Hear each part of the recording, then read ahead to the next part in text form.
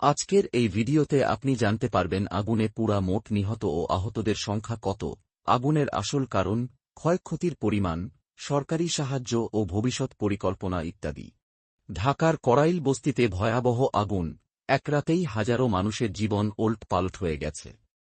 ঠিক কি ঘটেছিল? কেন আগুন এত দ্রুত ছড়িয়ে গেল? আর এখন ক্ষতিগ্রস্ত মানুষগুলো কোথায় থাকবে?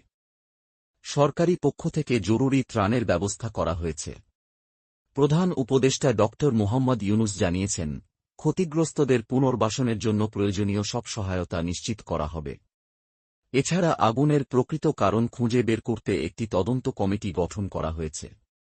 সরকারি ত্রাণের আওতায় খাবার, আশ্রয় এবং পুনর্বাসন প্রক্রিয়া নিয়ে আলোচনা চলছে। তবে এখনও অনেক পরিবারকে স্থায়ী বাসস্থান বা কার্যকর পুনর্বাসনের ব্যবস্থা দেখতে পাওয়া যায়নি।